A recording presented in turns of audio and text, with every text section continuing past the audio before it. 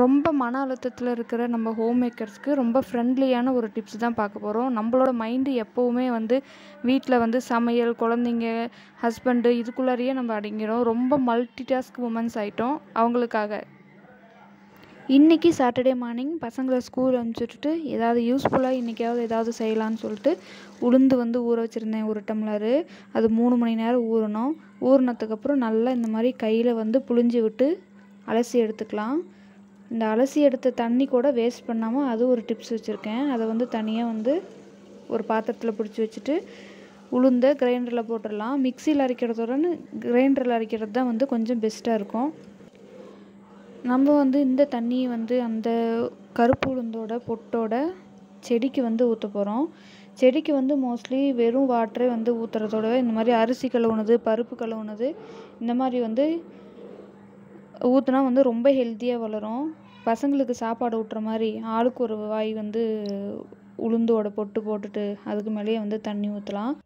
எனக்கு தெரிஞ்சு ஹோம் மேக்கருக்கு கொஞ்சம் ரிலாக்ஸாக ஒரு டைம் பாஸான ஒரு விஷயம் இந்த செடி வளர்க்குறது. மோஸ்ட்லி எல்லா வீட்லேயும் இந்த கத்தாழை, துளசி, கற்பூரவள்ளி செடி கண்டிப்பாக இருக்கும். அதை ட்ரை பண்ணி பாருங்கள். அடுத்தது உளுந்த வடை ரெடி பண்ணுறதுக்கு மாவெல்லாம் எடுத்து பாத்திரத்தில் போட்டுட்டு குண்டாவெல்லாம் கழுவி வச்சிடலாம். வெல்லம் உங்களுக்கு எவ்வளோ ஸ்வீட் வேணும், ஸ்வீட் உங்களுக்கு கம்மியாக வேணும்னா கம்மியாக விட்டு தண்ணி விட்டுக்கோங்க. அதில் அதிகமாக வேணும், வெல்லத்தோட ஸ்வீட் எனக்கு ரொம்ப பிடிக்கும் அப்படின்னா நீங்கள் வெல்லம் நிறையா சேர்த்திக்கலாம். வெல்லம் வேணுங்கிற அளவுக்கு போட்டு அது மூழ்கிற அளவுக்கு தண்ணி விடணும். நீங்கள் சர்க்கரை பாகு போடலாம் அப்படின்னா சர்க்கரை பாகு போட்டால் நான் அந்த மாதிரி போட்டதில்லை. வேணால் உளுந்து மாவுலேயே சர்க்கரை போட்டு மிக்ஸ் பண்ணி அதை வடையாக போட்டு சாப்பிட்லாம். அது சும்மா லைட்டான ஒரு ஸ்வீட்டில் போட்டால் நல்லாயிருக்கும்.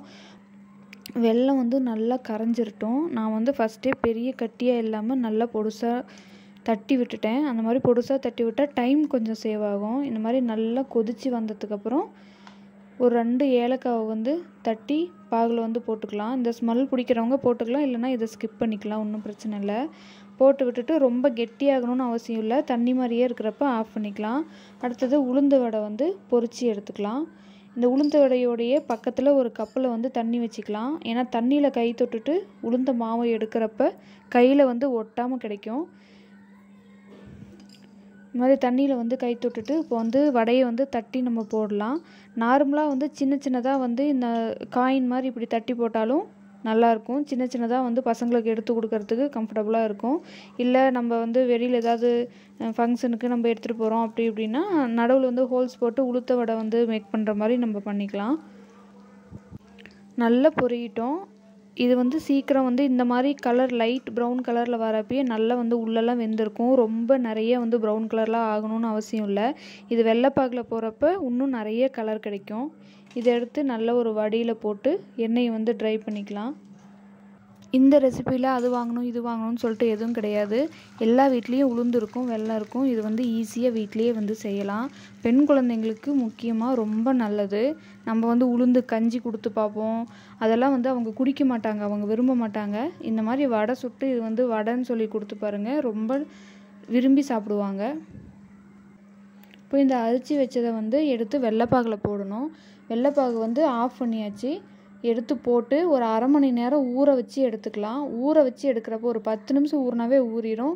இன்னும் அரை மணி நேரம் ஊறுறப்ப இந்த வெல்லத்தோட பாகு நல்லா வடைக்குள்ளார இறங்கியிருக்கும். ரொம்ப டேஸ்ட்டாக இருக்கும். இது ஊறினதுக்கப்புறம் தனியாக ஒரு பாத்திரத்தில் ட்ரான்ஸ்ஃபர் பண்ணி நம்ம எடுத்து வச்சு சாப்பிட்லாம். ஸ்கூல்லேருந்து எங்கள் பாப்பா வந்துட்டா. அவளுக்கு போய் எடுத்துகிட்டு போய் நம்ம கொடுத்து பார்க்கலாம் என்ன ரியாக்ஷன் இருக்குது அப்படின்னு. ரொம்ப சாஃப்டாக இருக்கும். உள்ளே ஜீரா உள்ளே நல்லா போயிருக்கும். என்னோடய ரெசிபி பிடிச்சிருந்துச்சின்னா, என்னோடய விளாக் பிடிச்சிருந்துச்சின்னா கண்டிப்பாக சேனலுக்கு சப்ஸ்கிரைப் பண்ணுங்கள், லைக் பண்ணுங்கள், கண்டிப்பாக கமெண்ட் பண்ணுங்கள். எந்த மாதிரி விளாக் போடலான்னு நான் கண்டிப்பாக ட்ரை பண்ணி பார்க்குறேன். தேங்க்யூ.